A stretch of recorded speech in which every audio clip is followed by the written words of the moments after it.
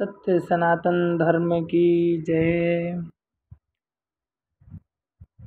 हमारे आचार्यगण जिस समय पूजन कराते हैं तो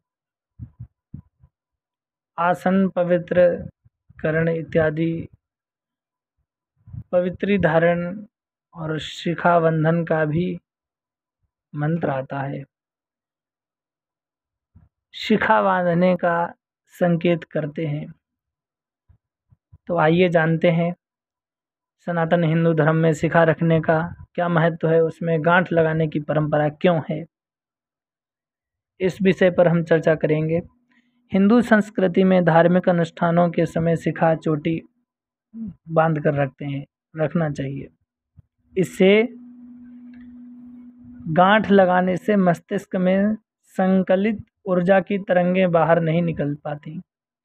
इन तरंगों के अंतर्मुखी हो जाने पर आत्मशक्ति एवं शारीरिक शक्ति में बढ़ोतरी, सद्बुद्धि और सद्विचार की वृद्धि होती है। शिखा यानी कि चोटी रखने के बारे में कहा जाता है कि हमारे लघु और दीर्घ मस्तिष्क को जोड़ने वाले केंद्र को अधिपति मर्मस्थल कहा जाता है। यही मस्तिष्क का हृदय भी कहा जाता है। इसी स्थान पर ब्रह्मरंध्र यानी द्वितीय आज्ञा चक्र और पीनियल ग्लैंड से संपर्क जोड़ने वाली नाड़ियां आकर मिलती हैं।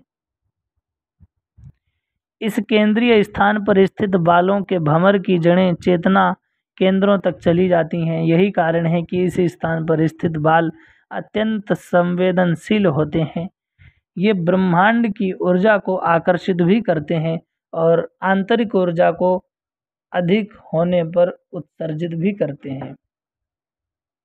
ऊर्जा के उत्सर्जन को रोकने, इस मर्मस्थल की पहचान करने और सुरक्षा की दृष्टि से ही इस संवेदनशील स्थान पर बाल रखे जाते हैं और शिखा में गांठ लगाई जाती है। मनुस्मृति में शिखा यानी चोटी में गांठ लगाने के बारे में कहा गया है। स्नाने दाने जपे होमे संध्यायाम देवतार्चने शिखा ग्रंथिम सदा कुर्याद इत्येतन्मनुरब्रवीत। अर्थात स्नान, दान, तप, होम, संध्यावंदन और देव पूजन,